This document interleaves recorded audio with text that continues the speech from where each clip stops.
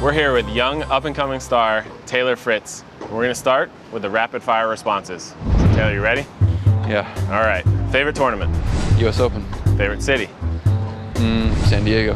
Favorite shot? Forehand. Favorite athlete? Ronaldo. Okay. Favorite food? Steak. All right. And now we got to talk a little trash about your other young Americans. Okay. In terms of all the young Americans, we need to know the best dressed. Faux. Okay. The funniest? Riley. Okay. The cheapest? That could also be Riley. All right. Or me. Okay. The best dancer? I'm not sure. I'm gonna have to go with maybe Faux too. Okay. And the neatest? Definitely not Faux. Maybe Donaldson. Okay. All right. So 2015 U.S. Open Junior Champion. What do you remember about that week, and do you have special memories coming back here? That week, I just remember there was a lot of pressure I put on myself because it was my last chance to win a Junior Grand Slam, and I wanted one so bad. So it really all came down to that tournament for me. So I was really focused. I played really great despite how much pressure I was putting on myself, and it just felt so good to win it after. You know, it was just like the perfect ending for my junior career. So it was, one of the best weeks of my life. Now you have parents that both played at this level. So does that help you guide you through this process?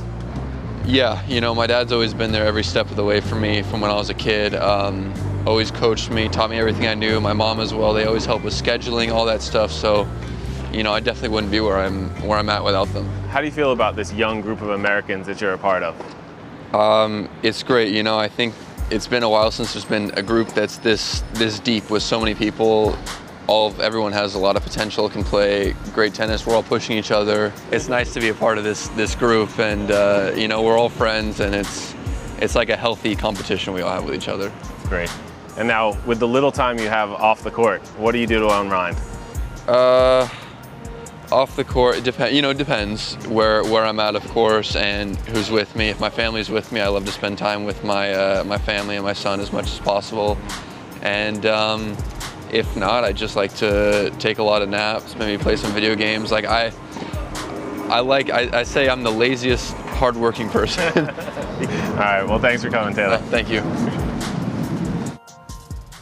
He's a really likable young guy, and he was really the first of his group to break through at the pro level. He made that final in Memphis about 18 months ago, got up near the top 50 in the world, James, and then he's backslid a little bit since then. How is he handling kind of going back down to the minors after being up in the show? I think he learned a little bit of a lesson. He tried to play through an injury a little bit, and that's never going to work against this level of players. You just can't win matches at 90%, at 80% out here. You have to be 100%. So he learned that lesson now, and I think he is very focused. He says he's the hardest working lazy guy. He's very laid back off the court. It seems like he's just going with the flow, but when he gets out on the court, very focused, very good problem solver, and has a lot of really good intangibles that are going to serve him well throughout his career. Yeah, he's really good within the match, isn't he? His X's and O's tend to be really solid. He's really focused on the small picture when he gets in the match.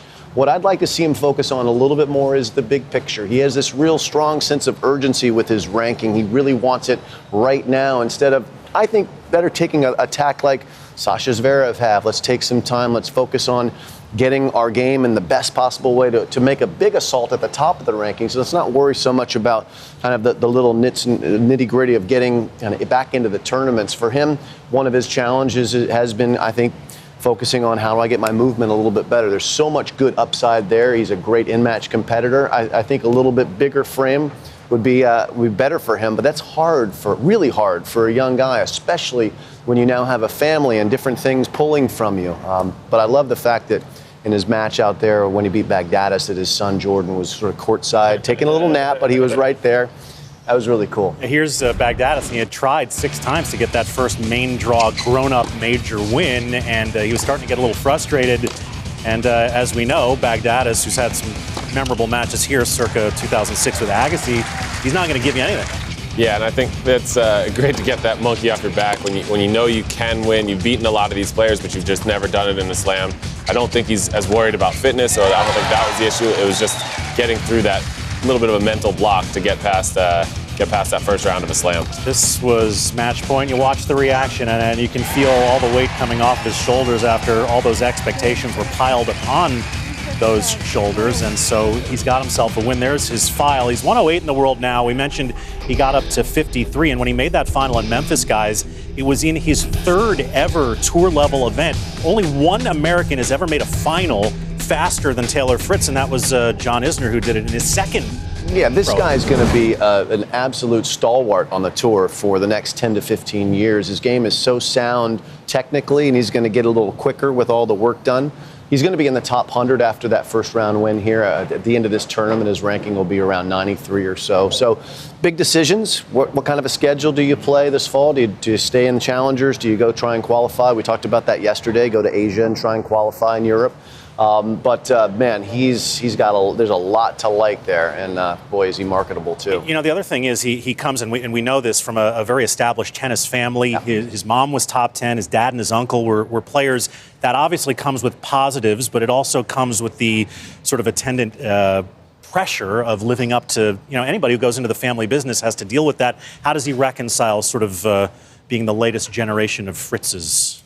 Well, I think, as Jim said, he's very focused on the small picture at times. He's thinking about this match, what's going to happen next. I don't think he's really thought as much about that big picture of, will I be as good as my mom or as her results or my dad's results or anything like that. I think he's focused on what he needs to do and what's moving him forward in the short term. And as Jim said, he might want to look more at that big picture, at what's going to get him to the top 10 or to that highest level later in his career. Yeah, which is hard to do for a young guy. Teenagers not usually good at taking the attention long span view. Might be a little shorter. The long than view usual. is right in front of your nose. It's right there. Yeah. So we'll look forward to Taylor Fritz playing this fall. When we come back, Mary and the gang take a look at some of the key women's matches. TC Live returns after this.